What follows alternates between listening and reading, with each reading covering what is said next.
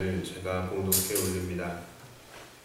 다윗이 그의 아들 솔로몬을 불러 이스라엘 하나님 여호와를 위하여 성전 건축하기를 부탁하여 다윗이 솔로몬에게 이르되 내 아들아 나는 내 하나님 여호와의 이름을 위하여 성전을 건축할 마음이 있었으나 여호와의 말씀이 내게 임하여 이르시되 너는 피를 심히 많이 흘렸고 크게 전쟁하였느니라.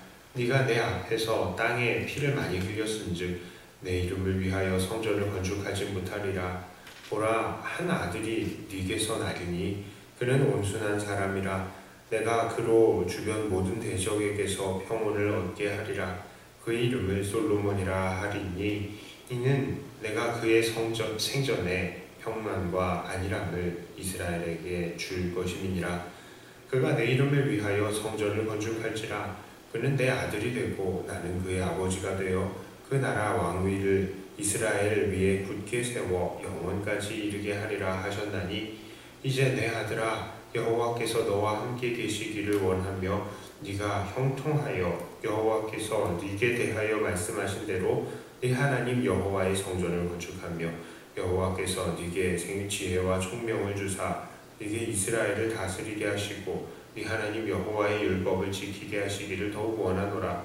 그때에 네가 만일 여호와께서 모세를 통하여 이스라엘에게 명령하신 모든 규례와 법도를 삼가 행하면 형통하리니 강하고 담대하여 두려워하지 말고 놀라지 말지어다.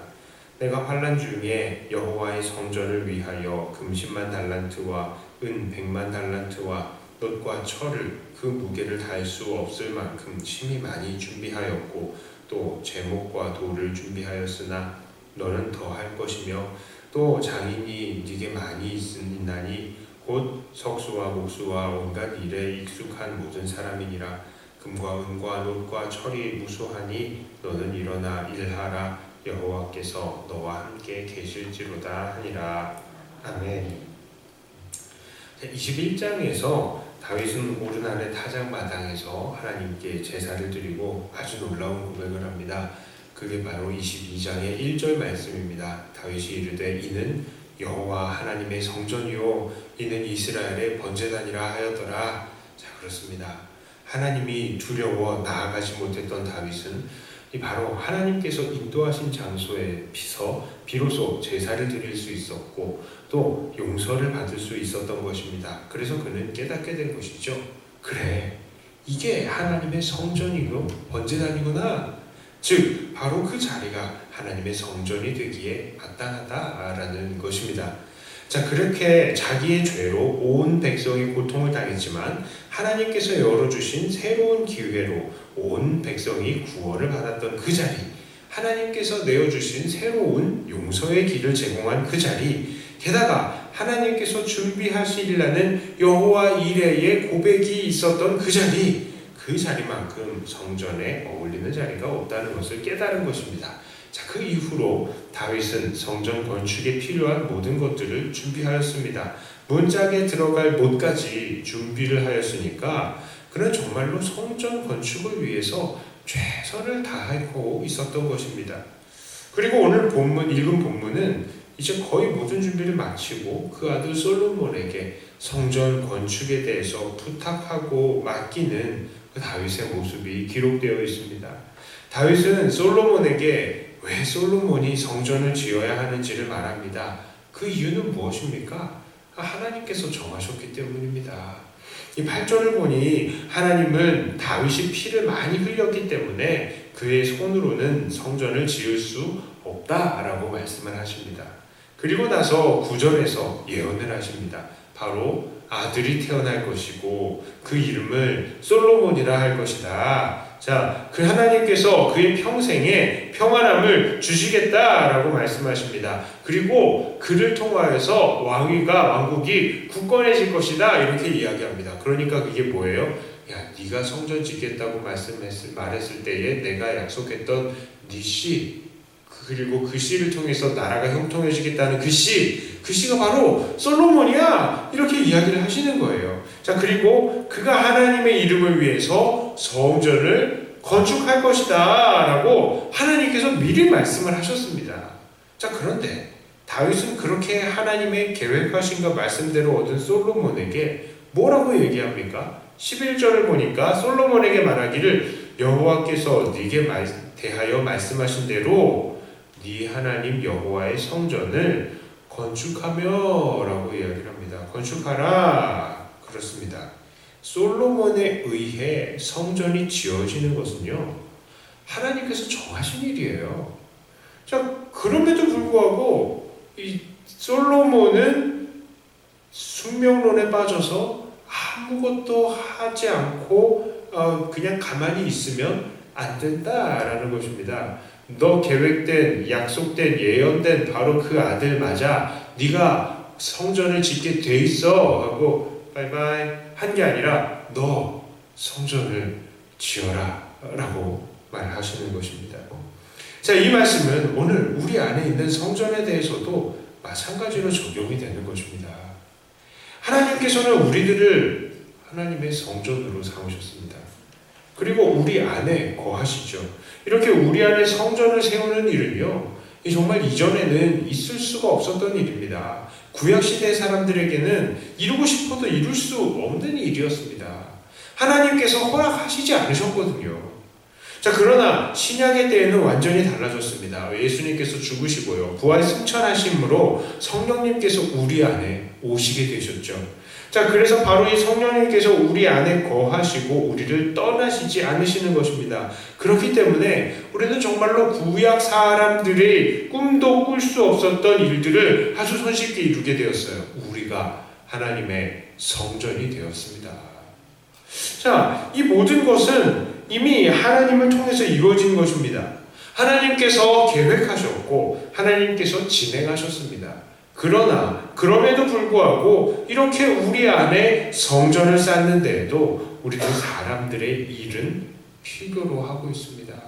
우리도 우리 안에 있는 성전을 지어나가야 되는 것이죠. 그리고 하나님의 성전다운 순종의 삶을 살아야 하는 것입니다. 우리 교회를 이야기할 때도 마찬가지예요. 서로 연결되어서 한 몸 성전으로 자라가라, 그렇게도 이야기하고 있습니다. 우리는 개인으로도 성전으로서 하나님 앞에 자라가야 되고요, 교회로도 성전으로서 하나님 안에서 지어져 가고 자라져 가야 되는 것입니다. 자, 어떤 사람들은요, 우리가 하나님의 백성이 되는 것은 하나님의 택하심에 의한 것이니 우리는 아무것도 할 일이 없다라고 말합니다. 선행을 하려고 애써 노력할 필요도 없다라고 말을 합니다. 물론 선을 행해야 하겠지만 하나님께서 어차피 선하게 인도하시는 것이기 때문이다라고 이야기를 하죠. 또 이런 사람들은 애써 전도할 필요도 없다라고 얘기합니다. 왜요? 하나님께서 정하신 사람들은 어차피 하나님께로 나올 수밖에 없다라고 이야기를 하는 것입니다. 자, 이렇게 이야기하는 사람들을 숙명론자라고 이야기를 합니다. 물론 우리는 하나님의 주권을 인정합니다. 정말 모든 것들은 하나님께서 계획하시지 않은 것들이 아무것도 없죠.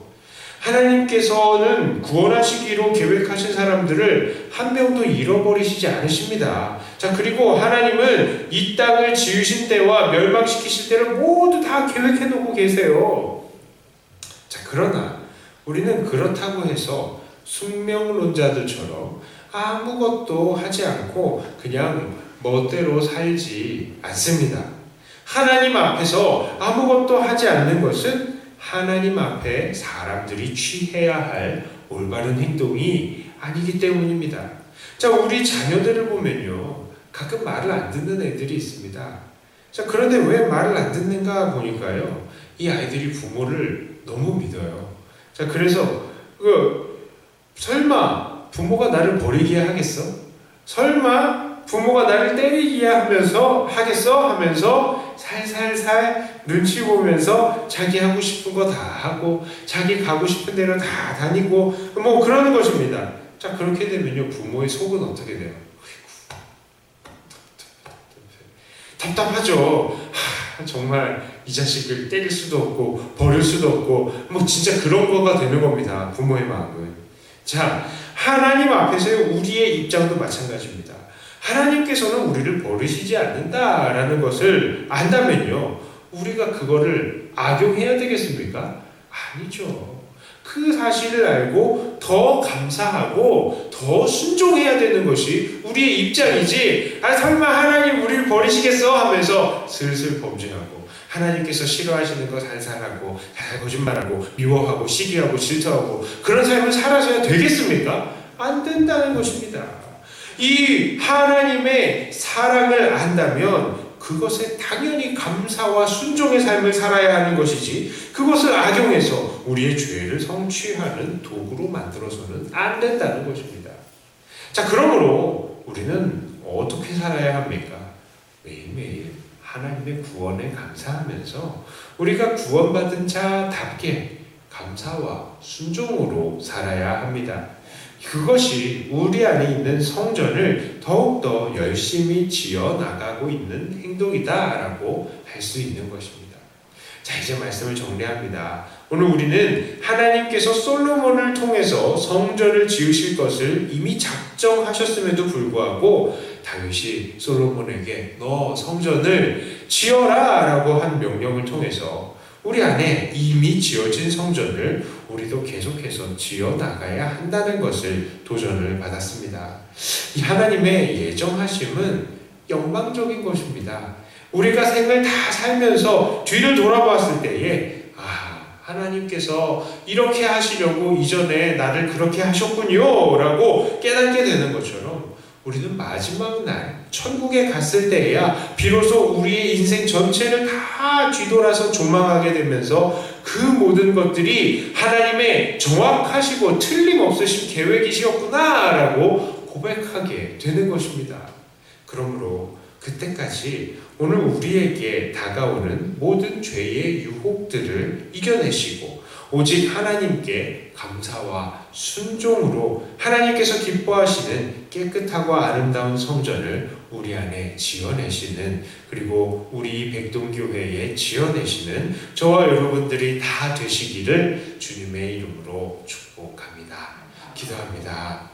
하나님 아버지, 하나님께서는 우리 안에 성전을 지으셨지만 우리도 열심히 노력하고 우리 안에 성전을 지어나가야 된다는 것을 다시 한번 도전을 받았습니다. 하나님, 그래서 하나님께서 우리를 택하신 것을 우리가 악용하지 않고 우리의 죄를 성취하기 위한 도구로 삼지 않고 오직 이 택하심에 감사와 순종으로만 살아가는 우리들이 되게 하여 주시옵소서. 우리 백동교회를 위해서도 기도합니다. 우리 교회가 서로 한 몸이 되고 주님 안에서 더욱더 건강하게 자라는 교회가 되게 하여 주시옵소서.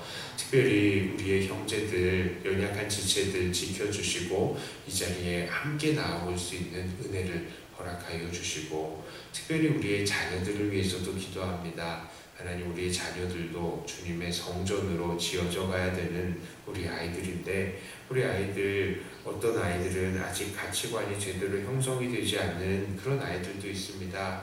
그러나 하나님, 그 안에 지어지고 있는 하나님의 이 성전, 정말로 더욱더 튼튼하고 아름답게 지어지는 성전들이 다 되게 하여 주시고, 하나님, 우리의 아이들 어디에서나 주님의 자녀로서 부끄러움 없는 그런 삶을 사는 우리 자녀들 되게 하여 주시옵소서. 오늘 이 시간에 기도할 때마다 주님께서 깊이 만나주시고 하나님의 깊은 뜻을 깨달아가는 우리들이 되게 하여 주시옵소서. 감사드리며 우리 주 예수님 이름으로 간절히 기도드리옵나이다. 아멘.